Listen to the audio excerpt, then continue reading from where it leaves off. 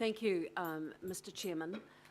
I guess many of us applaud the advocacy, the long-term advocacy from the Cancer Society on this issue. There are some councillors that are here today that were not here during the first term of council. I wonder if you could give us an indication of how much work the Cancer Society put in that first term of council to have the policy that we now have, and perhaps whether your concerns are about the possibility that some of those gains might be lost. Thank you, Councillor Fletcher. I mean, obviously this has been a vital issue at the heart of the Cancer Society's work for a good many years. We've made numerous submissions to this council and to various council subcommittees.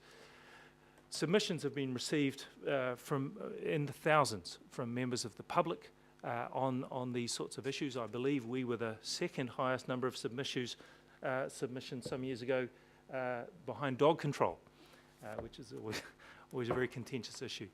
Look, the public is very much behind these sorts of measures, and the council has been advocating on behalf, I think, of the citizens of this city, again, for many years. And it's been great. You know, we've really seen a change in attitude around this council table, and the support has been fantastic. But I think equally importantly, we've seen changes in attitude in the business community. We've had support from the Chamber of Commerce, Michael Barnett, and again, thousands of submissions from members of the public as well. Thank you. Councillor Crum. Actually, it's a very much related question. I was going to ask, when you raised a comment, John, about public support for the idea of a smoke-free bylaw, some of the mechanisms that you have engaged in to garner that or to gauge that public support. So in last year's Trading and Events in Public Places hearings, there were submissions from the Cancer Society. So what other mechanisms have you undertaken in your work towards on this topic where you can point to that public support being voluminous? We've well, yes, there's the number of submissions. We've commissioned public research from Wiley and Associates, and we can certainly we've made that available. We can certainly made that available to anyone. You know, for us, it's about not wanting to back down on a totally comprehensive policy. We just need to strengthen it. And again, you know, we know the public are well behind this, as demonstrated in events and the submissions and the research and so on and so forth. Thank you. Councillor Casey. Oh, thanks for your presentation, John. This is an unrelated question. Councillors learned us speak through Radio New Zealand that we have a significant shareholding in a tobacco company. I just wondered if the Cancer Society had a view on that. Oh, look, I think we probably, like a number of the councillors around this table, quite surprised and disappointed at that.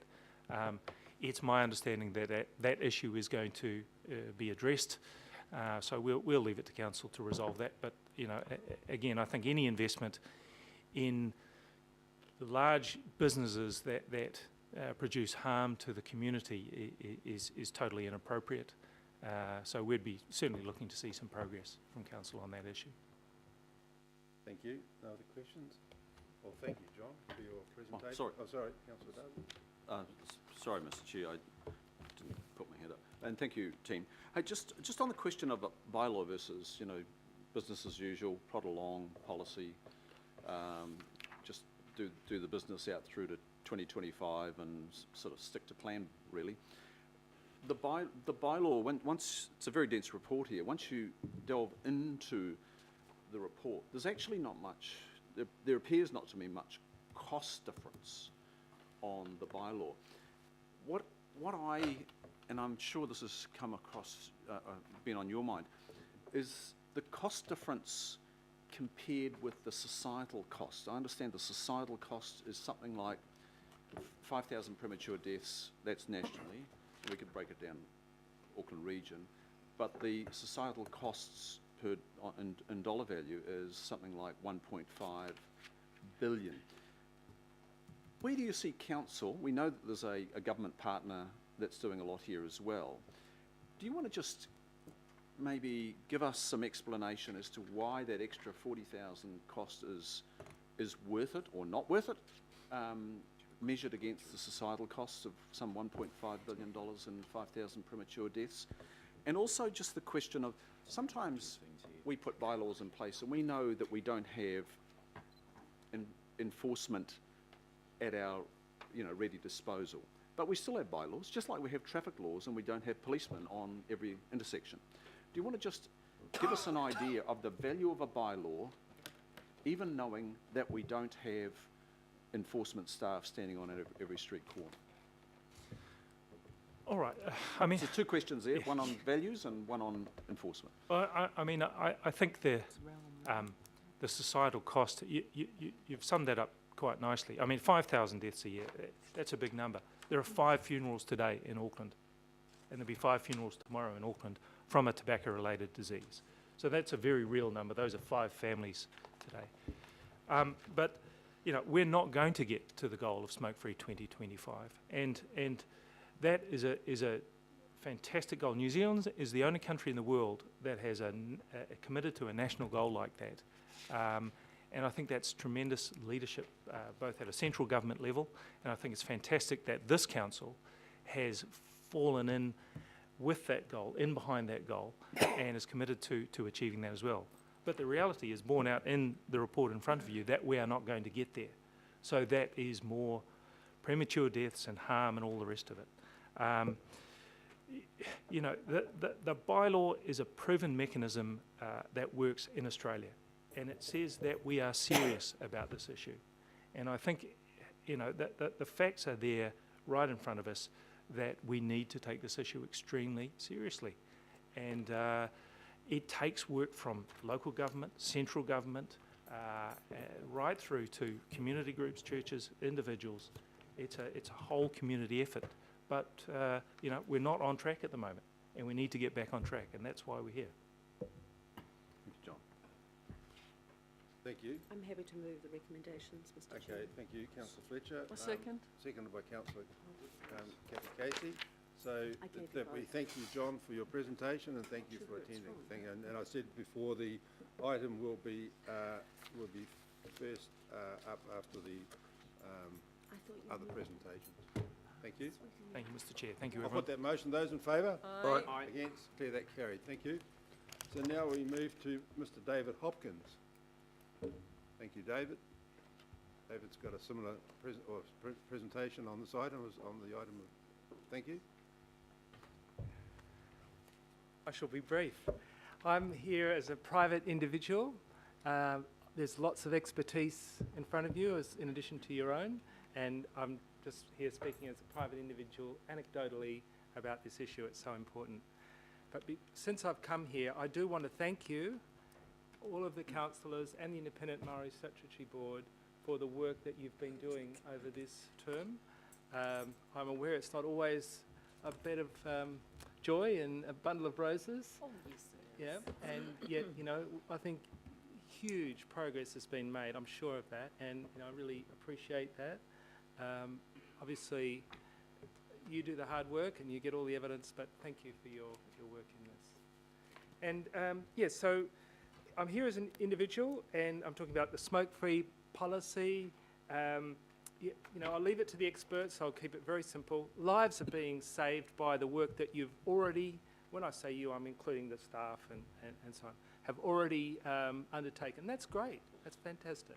People are alive or not getting sick, as a result of this work, and that's brilliant.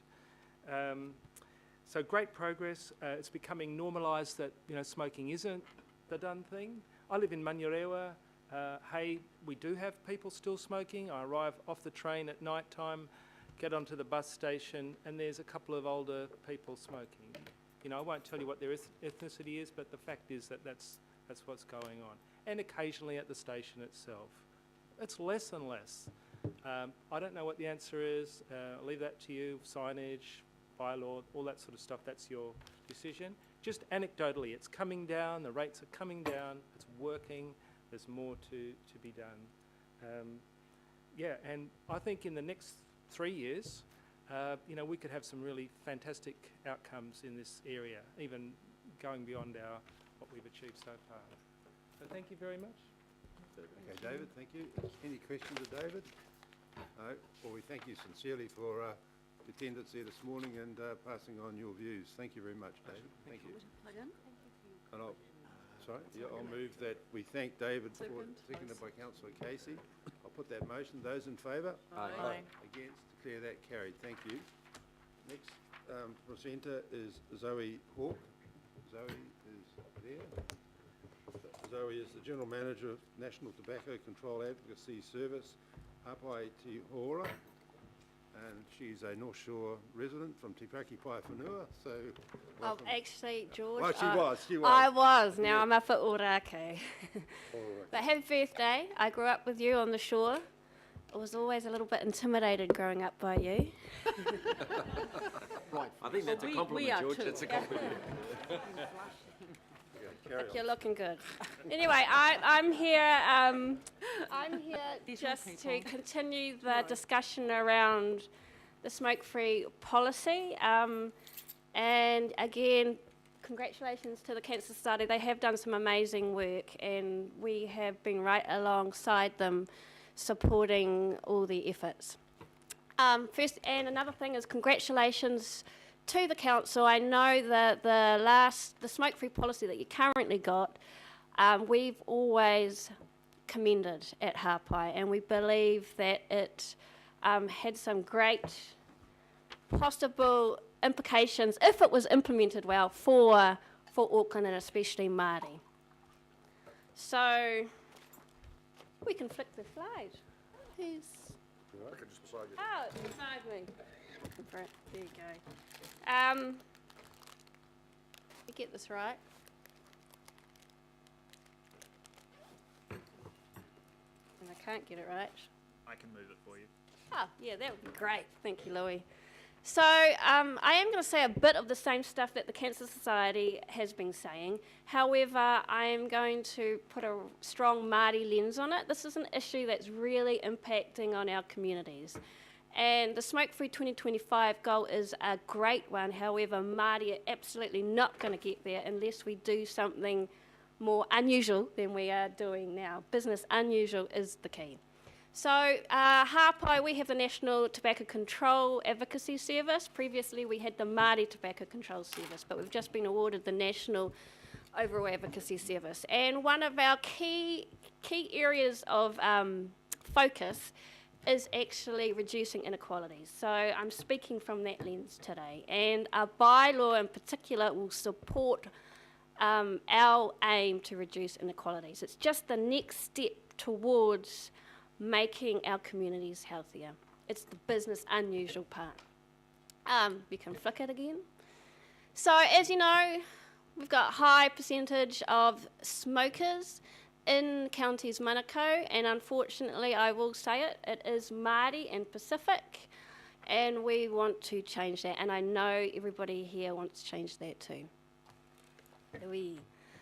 Some facts, and I know Councillor Darby just grew up with you on the shore too, talked does to he scare this you? particular issue. Were you scared of You him? look younger. Pardon? He's a weren't very scared of scary me. character. No, I wasn't scared of him. You're right. Scares me. Just to put it into context, 5,500 children start smoking every day. And that relates Every year. specifically to bylaws. You know, we need to denormalise this habit. If we are walking around with our kids and people are smoking everywhere, then that figure is going to continue because it looks to our tamariki like it's something that we all do and it's just part of our everyday culture. 5,000 people die in New Zealand, which is what you've just talked about. And again, Māori and non-Māori, massive health inequalities in regards to this issue. If we can just knock it on the head for Māori, would be a lot healthier. And that the key to that is continuing to denormalise and support our Māori communities in that process of making it not normal. And 83% of Māori wish they had never smoked. So again, they want this. They want an environment which supports them being smoke-free. And you guys are key to this. Smoking continues to be the leading cause of preventable death in New Zealand. So making smoke-free 2025 for all populations. Again, please, I feel like I'm here making the last kind of grovel for you to implement something that's really going to support our communities. So do take this on board and do the right thing. I'm really asking you to take it seriously. Next.